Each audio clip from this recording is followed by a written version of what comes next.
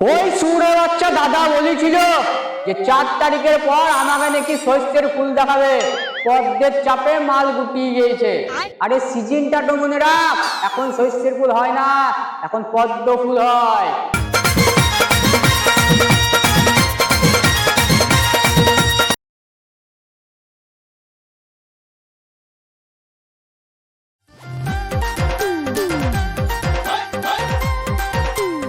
নমস্কার, আপনারা আমাদেরকে এনেছেন তার জন্য আমরা খুব আনন্দিত। আজকে আমরা এত দাদার কাজের মাধ্যমে, এত ব্যস্ততার মাধ্যমে দাদাকে আনতে পেরেছি। খুব একটা বেশি জোগাড় করতে পারবে তাড়াতাড়ির মধ্যে দেখতে পাচ্ছ, ঘুরি লাগে করেছি, মঞ্চ ছুটে বেড়াচ্ছে। তো কোনো ব্যাপার নাই, দাদা ঠিক চলে আসবে কিছুক্ষণের মধ্যে। দাদা মঞ্চে উপস্থিত হবে, দাদার বক্তৃতা শুনবেন। আর 5 বছরে আমরা আপনাদেরকে এই বাংলাকে সোনার বাংলা করবো। সবাই আমার সাথে একসঙ্গে বলুন, জয় শ্রীরাম। দাদা জিন্দাবাদ, অজিত দা জিন্দাবাদ, অজিত দা জিন্দাবাদ। দাদা আমাদের মঞ্চে উপস্থিত হয়ে গেছে। এবার দাদা কিছু মূল্যবান বক্তব্য কি কি পেশ করছে, কি কি হবে, সব দাদা বলবে একে একে। একবার সবাই মিলে বলুন, অজিত দা জিন্দাবাদ। দাদা আপনার মূল্যবান বক্তব্য বলুন। সকলকে নমস্কার। প্রথমে বলি, আমাদের যে স্লোগান ছিল পাল্টানো দরকার, সেই স্লোগানের মান মর্যাদা আপনারা রেখেছেন এবং পাল্টিয়েছেন, আমাকে এবং আমার দলকে জিতিয়েছেন। তার জন্য আমি খুবই কৃতজ্ঞ আপনাদের কাছে।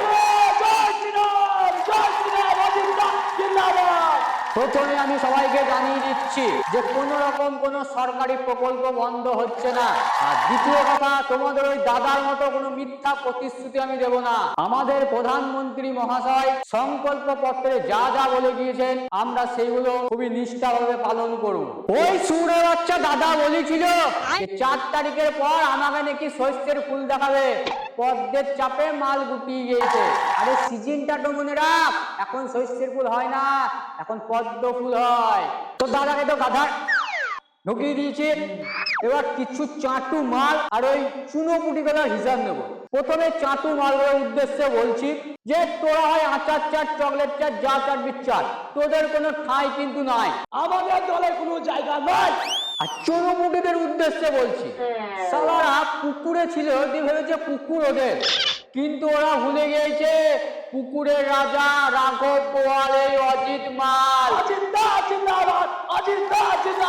গত 15 বছরে ওরা অনেক অন্যায় অত্যাচার করেছি, সব কিছু মুখ বুঝে সহ্য করেছি। এবার সব কিছুর হিসাব সুদে আসলে ফেরত নেব। ওই শালা দাদার লোকরা আমাকে নমিনেশন ফাইল জমা করতে দেয়নি, রাস্তায় গাড়ি আটকে রেখেছিল, গাড়িতে ইট পাথর লাঠি ছুড়ে বেরিয়েছিল। আমি বলেছিলাম যে আমি যদি বেঁচে থাকি 2026-এ ফেরত আসবো, আর যদি না আসতে পারি আমি হিন্দুর বাচ্চা নয়। যেসব ভাইরা মাথায় কোমলা টিপ কেটে বেরিয়েছে, তাদেরকে ওদের লোকরা ধরে ধরে কেলিয়েছে। রাস্তায় প্রচার আমাদের গাড়ি বেরিয়েছে, প্রচারের লোক টোটো ভেঙে দিয়েছে, প্রচার করতে দেয়নি। রাস্তাতে মা বোনরা বেরিয়েছে, তাদের দিকে খারাপ ইঙ্গিত করেছে, রেপ করেছে, রেপ করে খুন করেছে, নিজেরা নিজেদের মধ্যে মার করেছে, দিয়ে আমাদের দলের নামে দোষ চাপিয়েছে। রিসেন্ট আমার পিএকে হত্যা করেছে, যে আমার ভাইয়ের মতো ছিল, তাও আমি কিছু বলিনি, সব কিছু মুখ বুঝে সহ্য করে নিয়েছি। ভোট পরবর্তী হিংসা খুব ভালোভাবে ছড়ানোর চেষ্টা করেছে। একজন তো এতই ট্রমায় চলে গিয়েছে যে গদি ছাড়তে চাইছে না, গদির এতই লোভ, বলছে গদি আমার, গদি আমার। বলছে গদি ওর বাবা কিনে রেখে গিয়েছিল, ও ভুলে গিয়েছে গদি আমাদের। এত কিছু ঘটনার পরেও আমরা চুপচাপ ছিলাম, কিন্তু আর নয়, এবার সবার হিসাব নেওয়ার সময় এসেছে। আমার শত্রুতা কোনো মুসলিম ভাই বোনের সাথে নাই, তবে যারা এই ধরনের ঘটনা ঘটিয়েছে তাদের সবাইকে শনাক্ত করা আছে। একে একে খাতা খুলবো আর হিসাব বুঝবো, সবকটাকে চাপিয়ে দেবো। জয় শ্রীরাম, অজিত দা জিন্দাবাদ। আর যেসব মালগুলো ফেসবুকে দিদির নামে খুব গুণগান করছিলা, তাদেরও কিন্তু প্রোফাইল আমি সব সেভ করে রেখেছি। তোরা একটু সাবধানে থাকিস, প্রত্যেকের হিসাব চুকাতে চুকাতে যাব। আর আশেপাশে সব চুনোপুটিদের উদ্দেশ্যে বলছি, তোরা কত বড় গুন্ডা, তোদের থেকে বড় গুন্ডা আমি রে। আর আমরা যে কতটা সাদা সিধে সেটা আমাদের স্টেজ দেখেই বুঝতে পারছেন। দেখুন কিরকম হাওয়াতে বই বই করে উঠছে। স্টেজের পেছনে ফালতু খরচা আমরা করি না, আমরা খরচা করব আপনাদের উন্নয়নের জন্য। তো আমরা যা যা বলেছি সেগুলো একবার করে রিপিট করছি। কোন রকম প্রকল্প বন্ধ থাকছে না। জুন মাসের 1 তারিখ থেকে অন্নপূর্ণা ভান্ডার চালু হয়ে যাবে। বেকার যুবক যুবতীরা 3000 টাকা করে সাহায্য পাবে। মহিলাদের সরকারি বাস পরিষেবা সম্পূর্ণ বিনামূল্যে। বিএসএফ দের জন্য জমি দিয়ে দেওয়া হয়েছে সীমান্ত রক্ষার জন্য। সকলকে আয়ুষ্মান ভারতের আন্ডারে নিয়ে চলে আসা হয়েছে।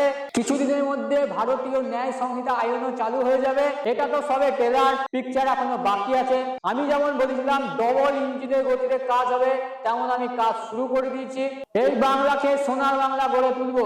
তাই সকলে আমার সাথে বলুন, জয় শ্রীরাম, জয় হিন্দ, ভারত মাতা কি জয়। এখানে আমি আমার বক্তব্য শেষ করলাম। আপনাদের উন্নয়নের জন্য আমাকে আরো অনেক জায়গায় যেতে হবে। সবাই ভালো থাকবেন। জয় শ্রীরাম।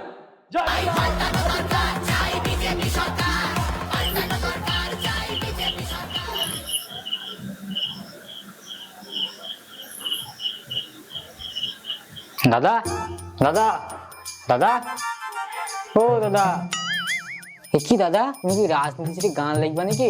তুমি হচ্ছে কি তোমার তো বিছানায় বসে বিড়ি খেয়েছো? এই রে মা, শুনি বুঝি না নাকি? আরে ও দাদা,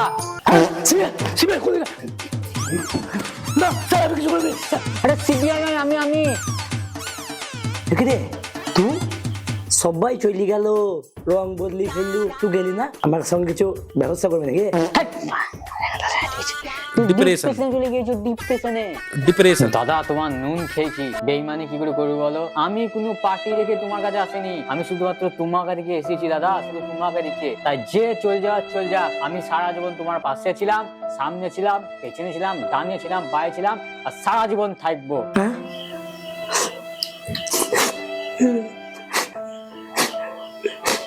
তেতা যুগে রাম ভক্ত হনুমান দেখেছিলাম, কলিযুগে দাদা ভক্ত তোকে দেখলাম। তোমাকে এত ভালোবাসিস। ঠিক আছে দাদা, তুমি তো চাপ দিচ্ছ কেন? তুমি এখনই আমাকে অর্ডার দাও, মালটাকে সাপটি দিচ্ছি। বৃহস্পতিবার গুরুদেব বলেছে কাউকে মারিস না, একে সব হারিয়ে গিয়েছে, একবারে শেষ হয়ে যাবি, গুরুর কোপে পড়ে যাবি। নয়তো তোকে কেন ছাড় করে দিতাম। এখন ক্ষমতা আছে, সব ক্ষমতা তো ওর কাছে, ইয়ে করে করবি নাকি? তাও তোমার ঠিক এখনকার ক্ষমতা নাই বটে। ছি শালা, এত কিছু করে মালটাকে আটকাতে পারলাম না রে। শপথ গ্রহণ করিয়ে দিল আমার এই চাণক্য ব্রেন দিয়ে। কত কিছু করলাম বলতো। দিদিকে বললাম তুমি পদত্যাগ করো না, আমি বাকিটার দিকে ঠিক ওই ফাইল গোটাকে লোপাট করলো না। শালা ওইখানে এনএসজি লাগিয়ে দিচ্ছে। তারপর ভাবলাম যে মালটাকে উড়িয়ে দিই, তা তো পারলি না। ওকে উড়ানোর বদলে ওই পিএটাকে উড়িয়ে দিলি। মাল কোনো কিছুতে কোনো লাভ হলো না রে। হ্যাঁ দাদা, সেটাই তো ব্যাপার।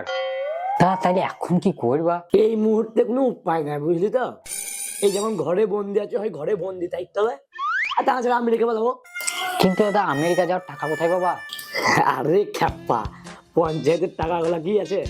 ওগুলা কাজ করেছে নাকি? ওইলি পালাবো। কিন্তু দাদা এই যা মাল, যদি সব ফাইল চেক করে তাহলে তো 15 মাসের জজান কিছু অবস্থা হয়ে যাবে। তাও তো বটে রে, ফাইল কটা তো লোকপাট করা হয়নি। কি করবো? তাহলে কি করা যায়? তাইলে আর টেনশন করে লাভ নাই, বুঝলি তো। এতদিন জনগণের পণ মেরে খেয়েছি, এবার পুলিশের পণ মেরে খাবো, বুঝলি। এটা সিম্পল রাস্তা। আর যদি দেখি যে এখন মনে কর বলছি হচ্ছে না, পরে যদি হয় পার্টি বলো, বাস আবার যেমন তো তেমনি। এটাই উপায়, তাছাড়া কোনো উপায় নাই। হ্যাঁ দাদা, জেল খেটে নিবো। হনুমান যদি লঙ্কা আগুন লাগাতে পারে, তোমার জন্য 2 মাস জেল খাটতে কি দোষ আছে? জেল মাচুর মাচুর ফাইল চোর, ফাইল চোর, আমরা সবাই ফাইল চোর। কি করবো গো বাড়া? হে দিদি হারিয়ে গদ্দি, ফেজলা কি বিপদে, সব সময় ভয়ে থাকি কখন গুলি আর লাত খাবো মধ্যে। এর জন্যই বলে জানো তো, ক্ষমতার অপব্যবহার করতে হয় না, কারণ ক্ষমতা চিরস্থায়ী নেই। দেখলে তো ক্ষমতার অপব্যবহার করছিলাম, তোমরা কত সুন্দর পণ্য দিলা।